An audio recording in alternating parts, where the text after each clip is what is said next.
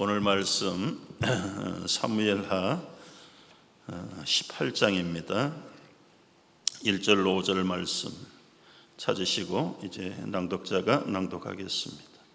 사무엘하 18장 1절로 5절입니다. 이에 다윗이 그와 함께한 백성을 찾아가서 천부장과 백부장을 그들 위에 세우고 다윗이 그의 백성을 내보낼세 3분의 1은 요압의 휘하에 3분의 1은 수르야의 아들 요압의 동생 아비새의 휘하에 넘기고 3분의 1은 가드 사람 이때의 휘하에 넘기고 왕이 백성에게 이르되 나도 반드시 너희와 함께 나가리라 하니 백성들이 이르되 왕은 나가지 마소서 우리가 도망할지라도 그들은 우리에게 마음을 쓰지 아니할 터이요 우리가 절반이라 죽을지라도 우리에게 마음을 쓰지 아니할 터이라. 왕은 우리 10,000명보다 중하시오니 왕은 성읍에 계시다가 우리를 도우심이 좋으니이다 하니라. 왕이 그들에게 이르되 너희가 좋게 여기는 대로 내가 행하리라 하고 문 곁에 왕이 서매 모든 백성이 100명씩 1000명씩 대를 지어 나가는지라. 왕이 요압과 아비새와 이때에게 명령하여 이르되 나를 위하여 젊은 압살롬을 너그러이 대우하라 하니 왕이 압살롬을 위하여 모든 군 지휘관에게 명령할 때에 백성들이 다 들으니라. 아멘. 그치지 않는 죄의 후유증들에 대해서 오늘 살펴보기 전에 2007년 12월 한국의 서해안에서 유조선과 작은 크레인선이 충돌해서 사고가 난 사건이 있습니다. 끌려가던 배가 와이어가 끊어져 가지고 그 크레인선은 동력이 없어요. 그냥 떠 있는 배예요. 근데 유조선도 정박하고 있는데 파도에 밀려서 살짝 부딪히는 충돌 사고가 일어났습니다. 그런데 그 유조선에서 흘러나오는 기름들이 이틀 동안 흘러나왔는데 그 아름다운 자연 환경, 그 평화로운 어촌의 환경들이 삽시간에 오염투성이로 변해버리고 말았습니다.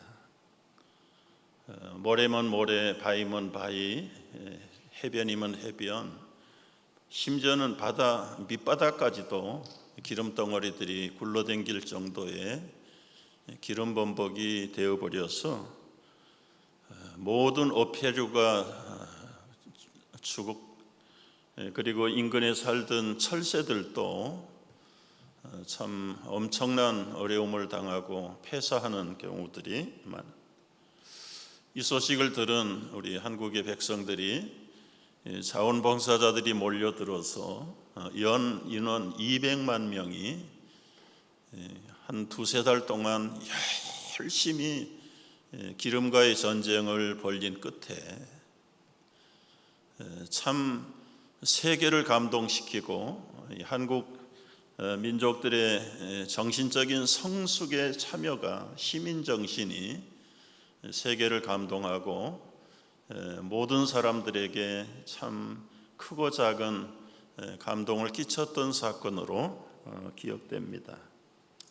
1년이 지난 후에 다시 평온을 되찾은 어촌의 마을들, 이 그림을 보면서 단순한 사고든지 조그만 죄라도 벌리면은 그 결과가 어찌할 것인가를 우리가 분명히 알아야 되겠다.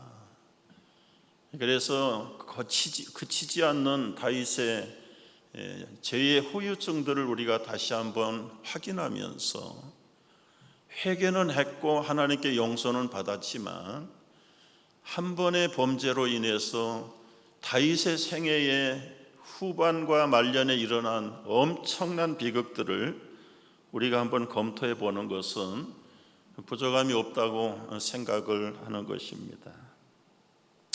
한순간의 비밀스러운 쾌락을 홀로 즐기겠다는 생각으로 일어나는 유혹을 끊어내지 못했다가 이 죄가 점점 커지고 참 그 죄의 눈덩이처럼 커져서 쓰나미 같은 어마어마한 후폭풍이 있으리라고는 다윗은 전혀 예상을 할 수가 없었던 것입니다.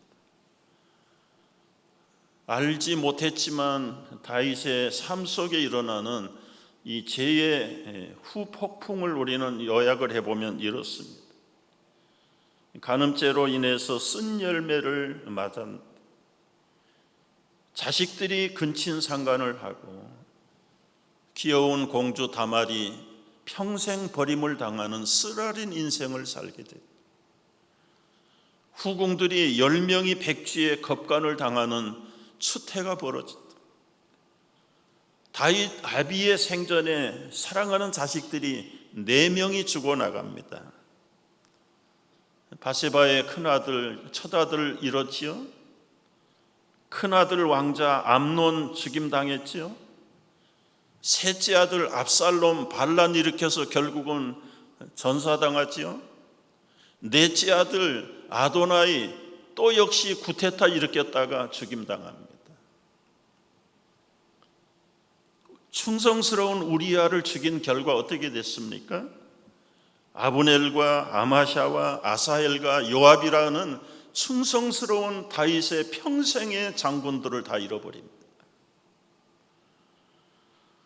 여러분, 한 번의 죄가 이렇게 엄청난 폭풍을 몰고 온다는 것을 왜 다윗은 몰랐을까? 그때마다 적절하게 대책을 세우고 처벌을 해서라도 미연에 방지해야 되는 일에 다윗이 왜 그렇게 수수방관하고 지나왔을까? 왜 자식들의 불의를 보면서 무책임하게 덮어버리고 지났을까? 요즘 현대말로 좀 바꿔서 2가지를 첫째는 다윗이 버터플라이 이펙트를 몰랐다. 나비 효과를 알지 못했어. 여러분, 이 나비 효과라는 말은 미국의 기상학자가 1972년에 학자들 모임에서 발표한 제목이 뭐냐면 예측 가능성. 브라질에서 한 마리의 나비가 날개짓을 할 때 그게 텍사스에 토네이도를 일으킬 수 있을까? 그거 연구한 거예요. 과학자들은 역시 과학자들이죠. 어떻게 나비 날개짓 하나 했는데 그게 브라질에서 떠나서 토네이도를 일으킬 수 있을까? 여기에서 나오는 나비 효과가 그때부터 지극히 작은 변화지만 이 변화가 거리를 두고 시간을 두고 나갈 때는 상상하지 못할 현상을 일으킨다는 말로 나비 효과라는 말을 쓰게 된 것입니다. 한경직 목사님이 살아계실 때 우리 목회자들 세미나에 오셔서 이런 이야기를 들려주셨습니다. 그 어려운 시절에 자기하고 같이 미국에 유학을 온, 오히려 자기보다 훨씬 인품도 그리고는 머리도 영특하고 고상한 목사님과 함께 유학을 왔답니다. 얼마나 머리가 뛰어나는지 자기보다 훨씬 빠르게 학위를 마치고 박사 학위를 받고 한국으로 귀국을 하게 되었는데, 그때는 비행기가 거의 없던 시절이니까 배를 타고 부산항에 도착을 했습니다. 짐을 챙겨 들고 배에서 내리다가 단순한 부주의로 넘어졌습니다. 약간의 무릎에 철과상을 입고 돌아갔는데 하루 이틀 지나면서 이 상처가 낫지를 않는 거예요. 약을 발라도 안 되고 점점 심해갑니다. 약을 먹어도 변화가 없습니다. 오히려 더 깊어만 갑니다.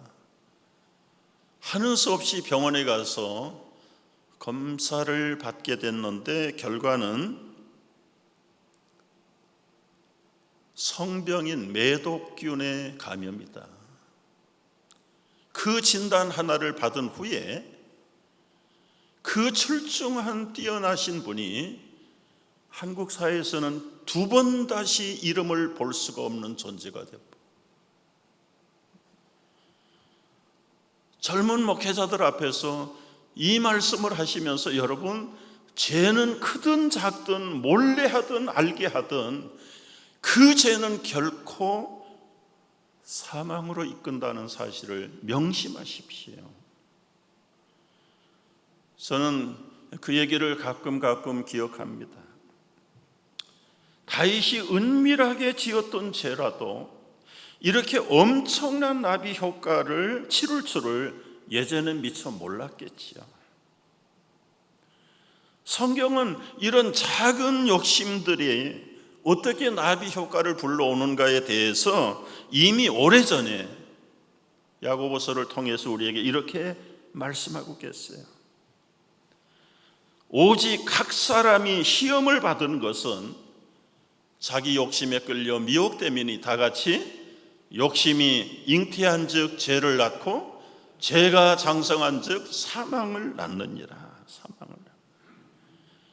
죄의 영적인 나비 효과가 여지없이 드러난다는 것을 우리는 잊지 말아야 하겠습니다. 두 번째, 다윗은 레임덕 현상을 알지 못했습니다. 레임덕이라는 말은 이 덕은 오리잖아요. 오리가 뒤뚱거리는 모습을 정치적인 용어로 비유해서 쓰는 말이 요즘 레임덕 현상입니다. 보통 정치하는 사람들이 자기 집 임기 말년쯤 되면 긴장이 풀어지는 거예요. 그래서 권력이 누수되는 겁니다. 초창기에는 아주 지극히 작은 것에도 긴장하고 원리 원칙대로 바로 하려고 애를 쓰다가 임기가 가까워지고 퇴직이 가까워지면 둘이 뭉실하게 아는 것도 모르는 척 모르는 것도 아는 척 넘어가는 게 그 레임덕 현상. 정책에 일관성이 없고 그저 편안한 대로 그냥 지나가는 겁니다. 무책임한 겁니다. 다윗이 자식들의 불의를 보면서 왜 그렇게 못 본 척하고 그냥 덮어버리고 지나가는 건가? 이게 여러분 지금 그릇 하나 깬 사건이 아니잖아요. 한 젊은 딸의 인생을 망치는데, 아니 생명을 죽여서 살인죄를 범하는데도 그냥 수수방관한 거예요. 도대체 이해가 안 되는데 다윗이 레임덕에 걸렸구나. 바세바 사건을 계기로 해서 도덕과 양심의 기준이 평가절하돼 버린 거예요. 가끔 주변의 사람들을 보면 그런 사람들을 보게 돼요. 타인의 불의에는 아주 불꽃같이 지적을 하는데 자신의 삶에 대해서는 원칙이 없는 사람처럼 살아요.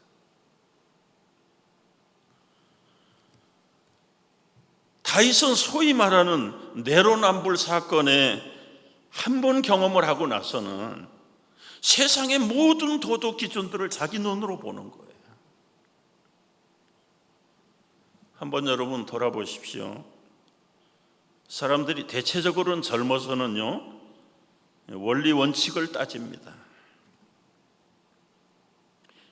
다른 사람들의 작은 불의나 비리에 대해서 아주 냉철합니다. 냉철해요. 물론 자신에게도 정말 자기를 쳐서 정결하게 살려고 애를 써요. 그런데 세월이 지나고 나이가 들어가면서 50대 정도 들어가면 사람들이 다 무디어집니다. 남자들의 외도가 주로 50대만이 일어나요. 인생을 안정시켰다는 어떤 일종의 성취감이 있습니다. 일선에서 고생하고 허리띠를 졸라매던 20대, 30대는 그런 겨를이 없었어요. 40대는 정리의 기간이고 이제 50대쯤 되면 크든 작든 즐기려는 마음들이 있어요. 그래서 결국은 자신에 대해서 냉철하지 못해. 그게 우리 인생의 매니지먼트에 레임덕이 걸린 거예요.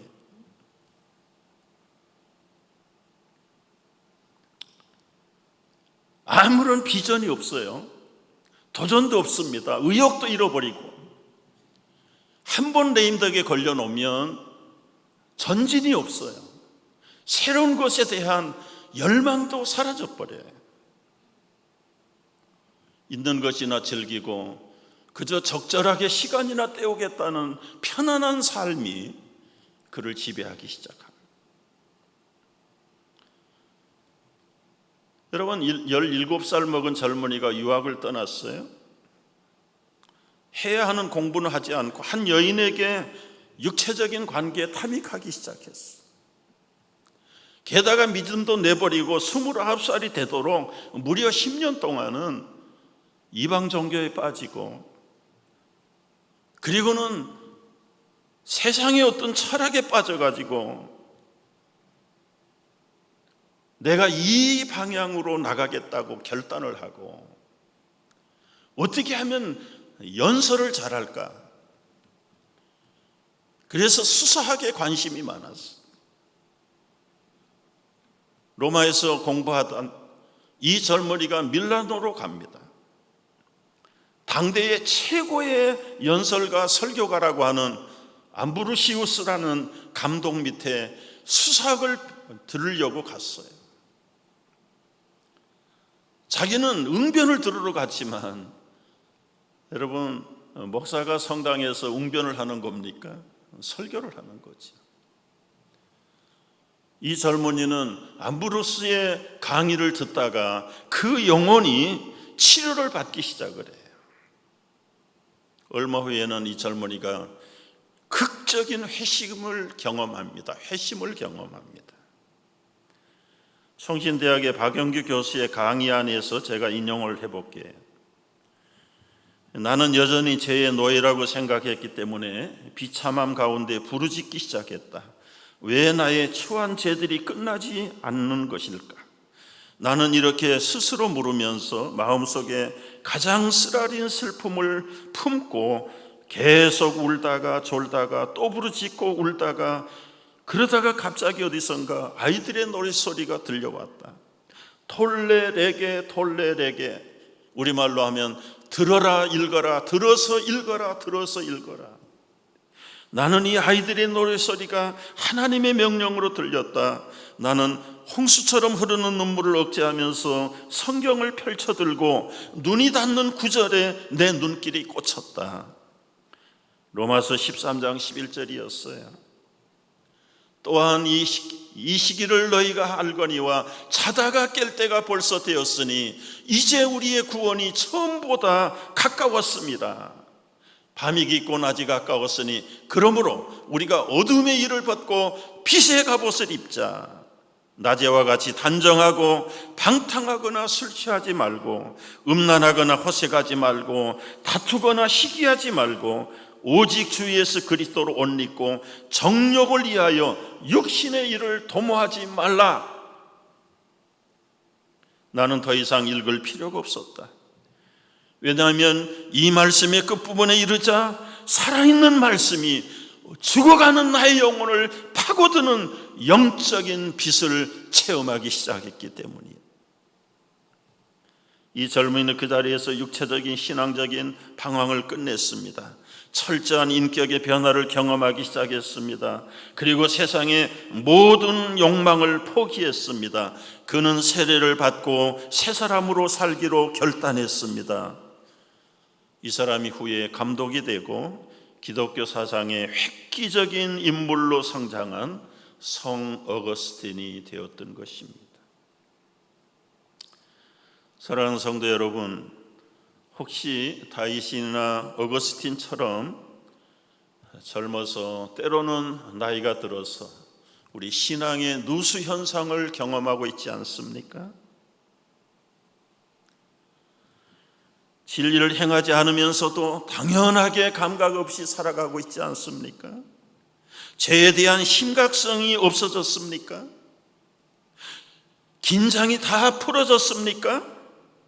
기도도 찬송도 예배도 별로 새로운 기대감이 없다면, 매사에 의욕이 잃어버리고 살아가고 있다면 이 시기를 알아야 됩니다. 이제 자다가 깰 때가 됐습니다. 더 이상 내 인생에 어두운 밤이 물러가도록 어둠의 일을 벗어버리고 빛의 갑옷으로 갈아입어야 된다고 말씀합니다. 다윗은 이 와중에서 발버둥을 쳤어요. 철저하게 눈물로 회개했지요. 하나님은 그의 기도를 참회를 받으셨어요. 용서하셨어요. 그러나 이미 엎질러졌던 그 죄의 쓰다쓴 폭풍들이 도처에서 일어나는 것을 막아낼 길이 없어요. 여러 번 말씀드렸어요. 이건 하나님의 책임이 아닙니다. 오염된 땅과 깨끗한 땅은 아무리 깨끗하게 바꿔도 달라요. 찢어진 돈을 붙여보세요. 찢어진 옷을 꿰매봐야 흉자국이 남아요. 그 엄청난 후폭풍 가운데 절정이 압살롬의 반란입니다.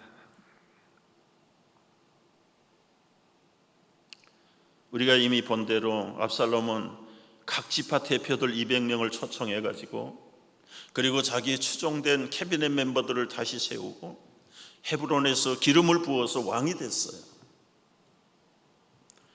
그 소식이 전해지자 다윗은 예루살렘의 왕궁을 내버리고 피신했습니다. 실질적으로 다윗의 왕위의 실각입니다. 실각. 다윗은 요단강을 건너서 먼 변방으로, 이제 명색이 이스라엘의 왕은 압살롬입니다. 모든 지파 대표들이 다 가서 참여했어요. 그리고는 이제는 마지막 하나 남은 과제는 전직 왕, 자기 아버지이지만 다윗 왕을 체포해서 제거하는 것만 남은 거예요. 다윗도 가만히 앉아서 당할 수는 없습니다. 오늘 본문이 18장 이 대목부터 시작이 됩니다. 다윗은 함께 온 백성들 다 한자리에 불러 모았습니다. 그리고는 100명씩 1000명씩 단위로 부대를 편성하고 각 새로운 지휘관들을 임명합니다. 제1대는 수르야의 아들 요압 장군에게 맡겼습니다. 제2부대는 그 동생 아비새 장군에게 지휘권을 맡겼습니다. 제3대는 가드 사람 이떼 장군에게 맡겼습니다. 그리고는 이제는 다윗 왕도 직접 참전하겠다고 발표했습니다.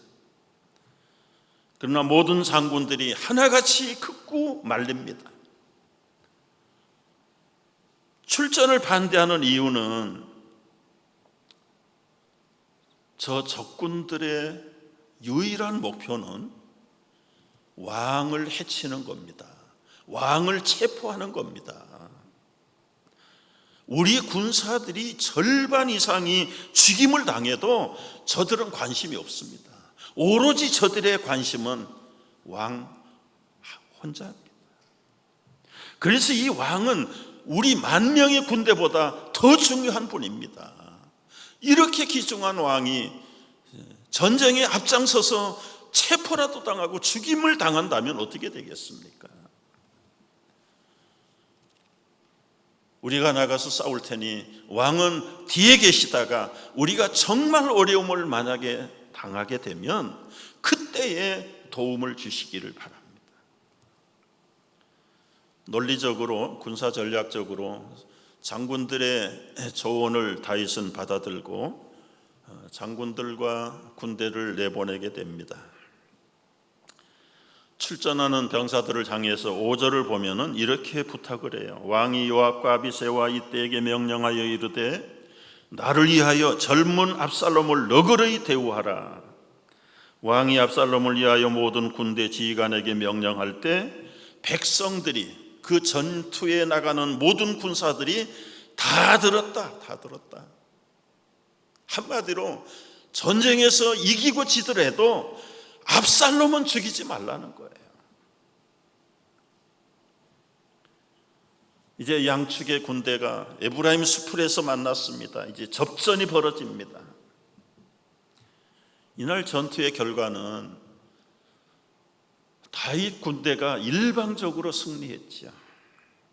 압살롬의 군대가 하루에 2만 명의 병사를 잃어버렸습니다.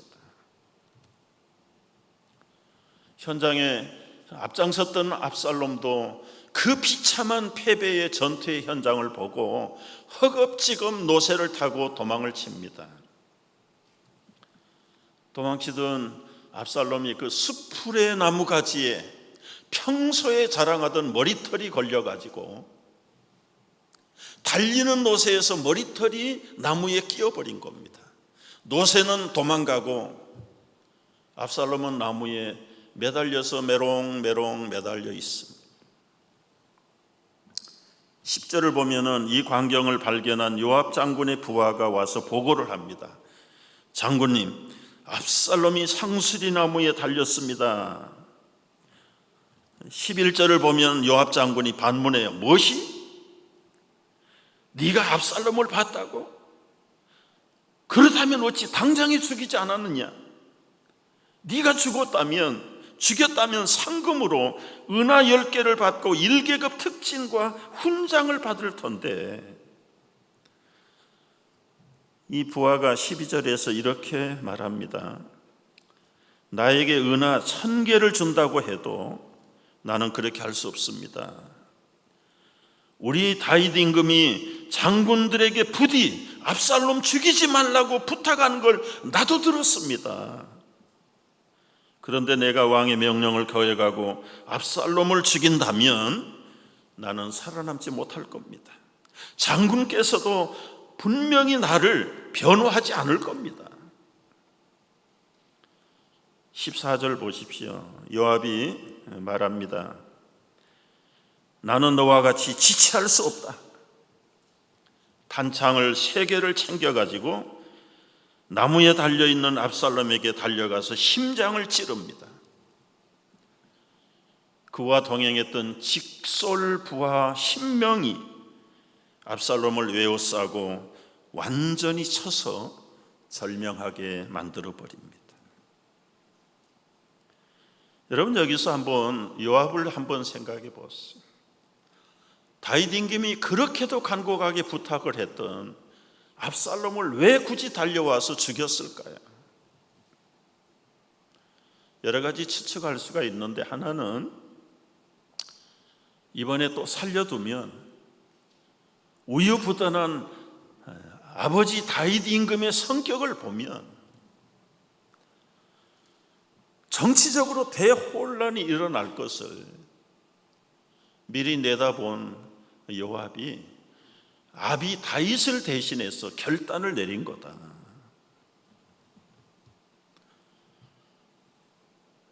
아마 논리적인 이유 같아요. 그러나 실상은 요압에게 딴 마음이 있었어요. 훗날에 이제 다 진정이 된 다음에 넷째 아들 아도니아가 들쑤셔가지고 왕으로 옹립하는 데 주요 역할을 했던 사람이 요압입니다. 평생을 충성하던 다윗을 배신하고 넷째 아들을 꼬셔가지고 왕으로 옹립한 후 그걸 미리 다 계획을 세우다 보니까 압살롬 살려놨다가는 이것도 제거가 장애물이 될 것 같으니까 미리 죽여버리는 거예요. 이 요압은 성격을 보면 자기하고 라이벌이 되면 벌써 장군들, 동료 장군들 3명을 죽인 사람입니다.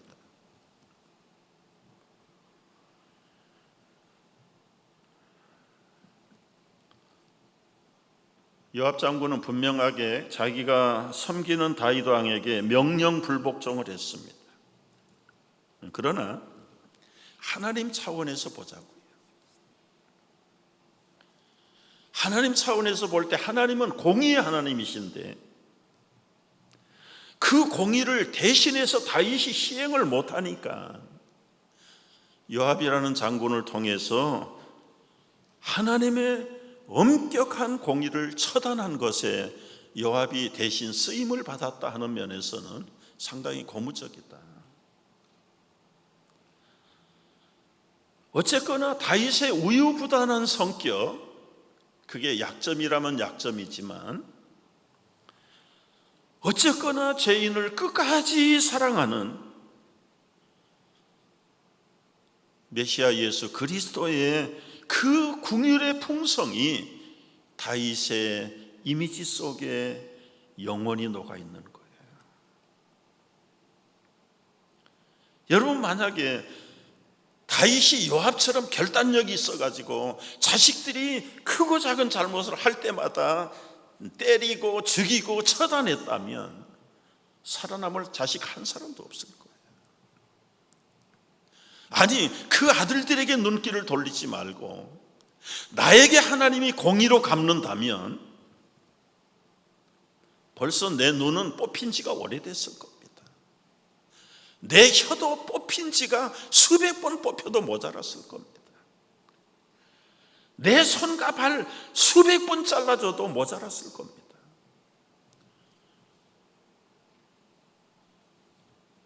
그러면 공의의 하나님은 무슨 공의의 행사를 보류하시고 안 하셨다는 말인가? 여러분, 우리가 마음속으로 짓는 심장으로 비유되는 우리의 심장이 죄를 질 때마다 나쁜 생각할 때마다 제거됐다면 우리는 벌써 수백 번 잘리고도 남았을 거예요. 머리끝부터 발끝까지 성한 데가 없습니다. 온전한 것이라는 게 없습니다. 일어서도 위선이고 입을 열면 거짓이고 쳐다보면 음탕하고 생각하면 악한 것이고 행동하면 자기중심적인 행동으로만 치우치는 이 죄덩어리 같은 나를 왜 공의로 처단하지 않고 살려주셨을까요?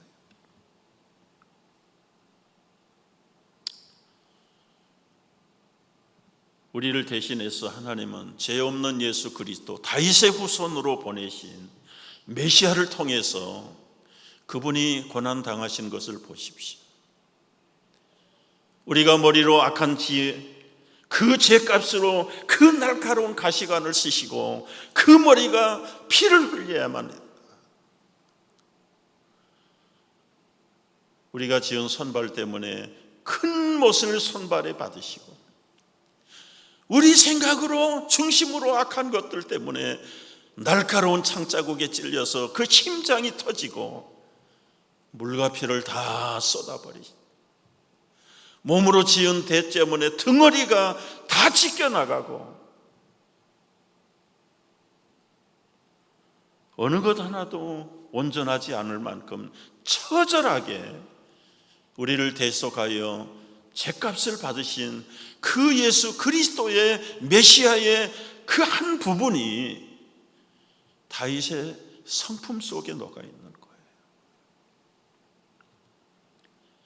다윗은 공의를 가지고 시행을 못하니까 요압을 들어서 공의를 시행하시는, 하나님이 우리에게 공의를 실행할 수가 없으니까 당신의 아들 예수 그리스도를 영원한 죄값으로 공의의 대속제물로 받으신 것입니다.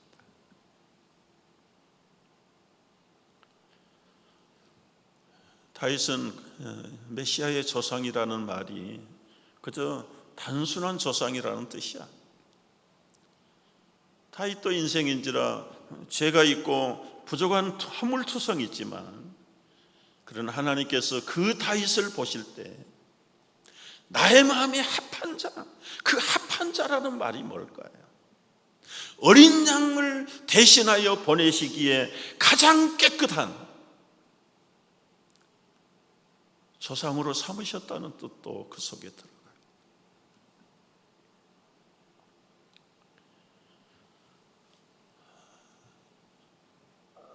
스토리는 압살롬이 전사를 했기 때문에 이제 반란의 전쟁은 끝났습니다. 요압 장군이 나팔을 불어서 모든 군사들을 돌려보냅니다. 압살롬의 시체는 구덩이에다 놓고 돌무대기를 쌓고, 그리고는 전령이 가서 다윗 임금에게 전투의 결과를 보고합니다. 처음에는 이겼다는 기쁨을 듣고, 소식을 듣고 기뻐해. 그 다음에 달려나오는 구수의 종을 통해서 압살롬이 평안하냐 물었는데, 모든 적군들이 압살롬처럼 되지 않기를 우리는 바랬지만 직설적으로는 얘기 안 하죠. 그러나 압살롬이 죽었다는 소식을 보고합니다. 아들이 죽었다는 소식을 들은 아버지 다윗의 왕의 반응이 33절에 나와요. 여러분 한번 33절을 보십시오. 18장 33절. 왕의 마음이 심히 아파 문 위층으로 올라가서 우니라. 그가 올라갈 때 말하기를, 내 아들 압살롬아, 내 아들 압살롬아, 차라리 내가 너를 대신하여 죽었다면, 압살롬 내 아들아, 내 아들아. 아들의 피살 소식을 듣고 아버지 다윗은 대성통곡을 합니다. 아들을 잃어버린 그 극한 상실감 속에 극도의 슬픔과 아픔을 토해내는데 그칠 줄을 모릅니다. 여러분, 자식을 앞서 보낸 경험 있는 부모들은 알 거예요. 그러나 자식을 보지 못한 부모들은 이 아비의 심정을 모를 겁니다.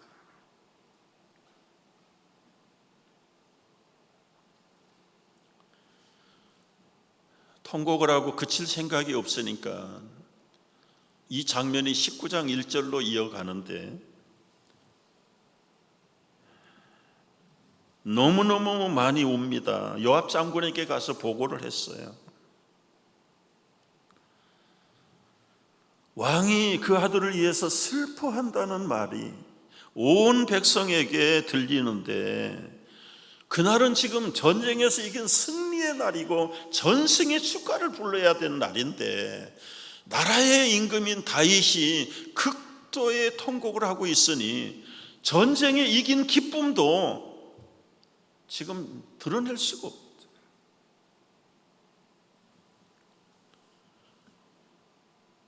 마치 백성들이 전쟁에서 이기고 왔는데 패잔병이 된 것 같은 분위기가 되어버린 거예요. 다 기가 죽어가지고 슬금슬금 성으로 들어갑니다. 4절을 보면 왕이 그의 얼굴을 가리고 큰 소리로 불러요. 내 아들 압살롬아, 압살롬아, 내 아들아, 내 아들아. 참다가 못 참았던 요압이 할 수 없이 왕 앞에 나갑니다. 19장 5절을 보면, 왕이여, 오늘 생명을 바쳐 왕의 자녀들과 처첩과 비빈 생명을 구한 이 부하들의 얼굴을 부끄럽게 하지 마세요. 어찌 왕이 미워하시는 사람을 사랑하고 사랑하는 자를 미워하게 만들고 있습니까? 오히려 오늘 전쟁에서 이기고 온 병사들을 부끄럽게 하는 결과입니다. 지금 제발 그만 슬퍼하시고 7절에 보면은, 나가서 수고하고 온 부하들에게 위로의 한 말씀이라도 해주세요. 왕이 그렇게 안 하면, 오늘 밤 넘긴다면 한 사람도 왕에게 따라갈 사람 없습니다. 그렇게 되면 오히려 젊은 날 당했던 화보다 더 큰 화를 당하실 겁니다. 제발 그만 슬퍼하세요. 요압이 모처럼 충언을 합니다. 8절을 보면 그 요압의 충언을 받고 다윗이 정신을 차려요. 진정을 되찾고 8절에 보니까 성문에 가서 앉았다. 성문은 이제 왕이 통솔하는 임시가 아니라 전통적으로 성문에서 재판도 하고 정치도 하고 강요들 회의도 하고 하는 그 왕의 임무 자리로 나간 거예요. 이 소문이 금세 퍼졌어요. 왕이 문에 앉았다, 모든 백성이 왕 앞으로 다 나옵니다.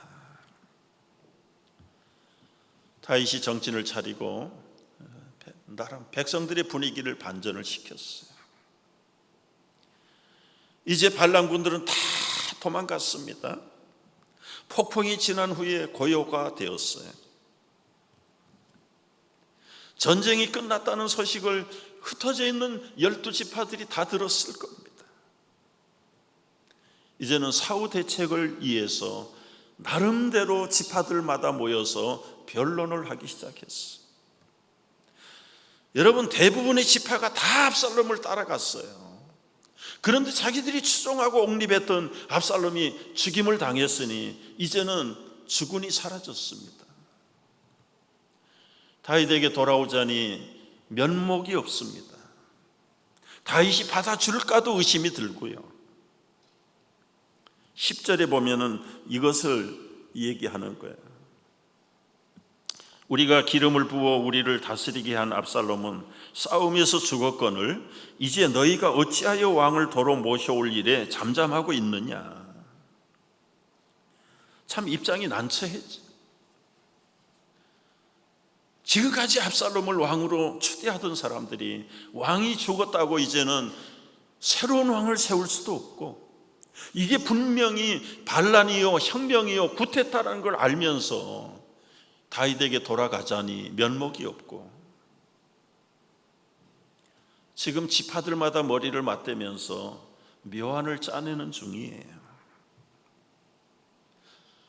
그런데 이제 모든 전쟁이 끝났기 때문에 다윗이 앞장서서 가자, 예루살렘 왕궁으로 가자, 그러면 끝난 거예요. 그런데 다윗은 그렇게 하지 않았어요. 우정 시간을 가지고 어떤 면에서는 지연 작전을 펼치는 겁니다. 그 이유가 뭘까요? 그 이스라엘의 각 지파 원로들이 스스로 왕이시여 이제 궁으로 돌아오시죠. 새로운 마음으로 재추대하기를 기대하는 겁니다. 참 다윗은 이런 면에서는 더 지혜로운 사람이죠. 그래서 갈라졌던 그 지파들의 마음을 왕을 재추대하면서 다시 모으는 거예요.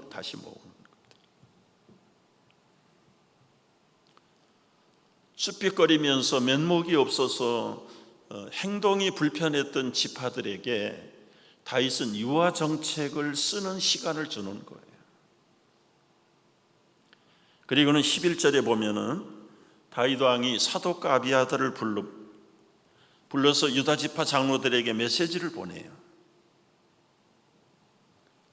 지금 다른 지파 원로들은 서로 왕을 환궁을 주도하려고 변론하고 준비하고 애를 쓰는데,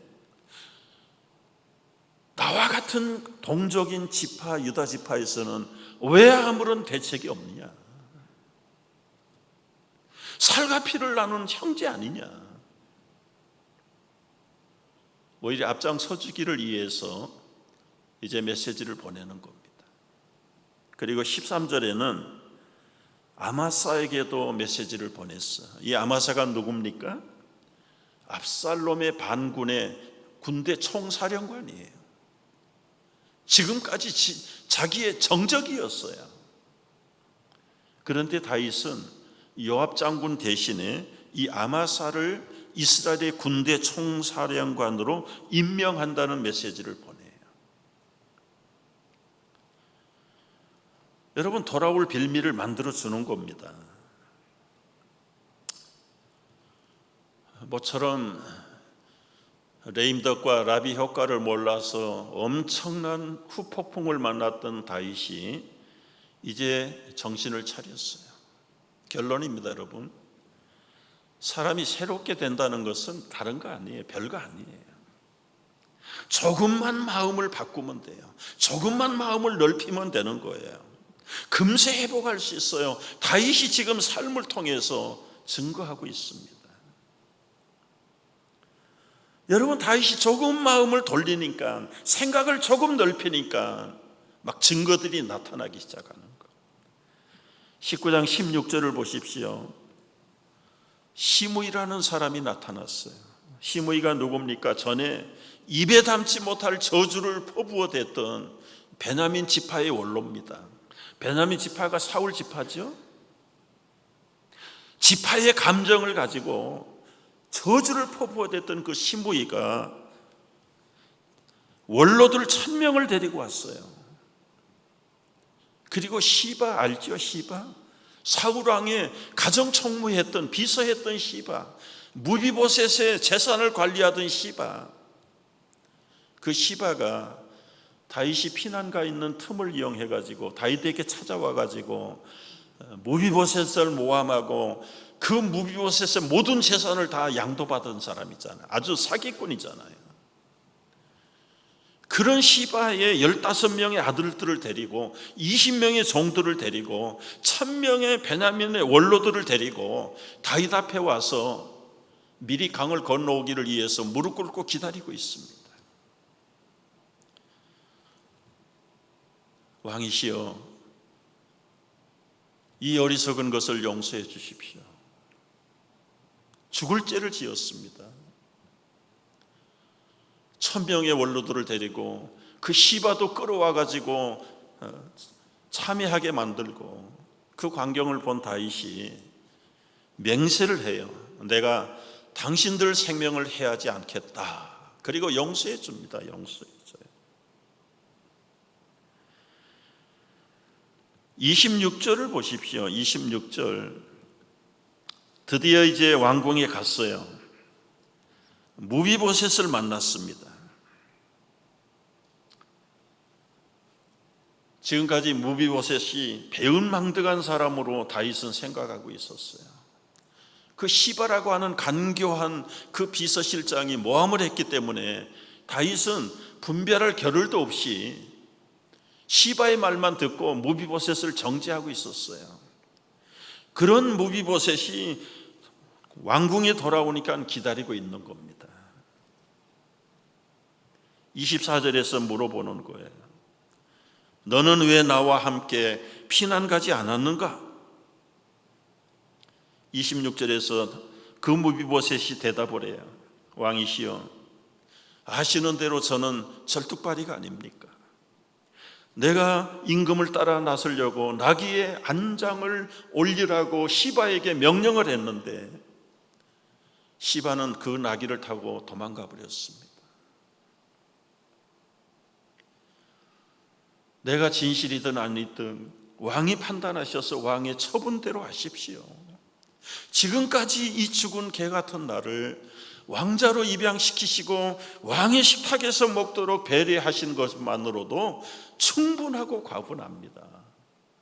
이제라도 진실이 없다면 왕의 마음대로 처분하기를 바랍니다.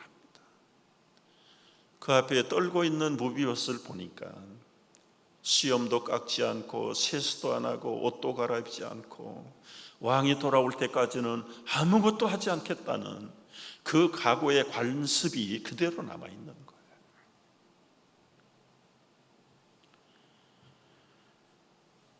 여러분, 삽시간에 다윗이 분별력이 없는 사람 아니죠? 무비보셋을 보며 껴안아주고 격려해 줍니다. 여러분, 결론입니다. 오늘 제목처럼 그치지 않는 죄의 후유증으로부터 벗어나려면 어떻게 해야 됩니까? 오늘 호세아 선지자의 말씀으로 결론을 맺겠습니다. 호세아 6장 1절을 우리 같이 읽겠습니다. 다 같이. 오라, 우리가 여호와께로 돌아가자. 여호와께서 우리를 찢으셨으나 도로 낫게 하실 것이요 우리를 치셨으나 싸매어 주실 것임이라. 여호와께서 이틀 후에 우리를 살리시며 셋째 날에 우리를 일으키시리니 우리가 그의 앞에서 살리라. 그러므로 우리가 여호와를 알자. 힘써 여호와를 알자. 그의 나타나심은 새벽빛 같이 어김없나니 비와 같이 땅을 적시는 늦은 비와 같이 우리에게 임하시리라. 기도하겠습니다.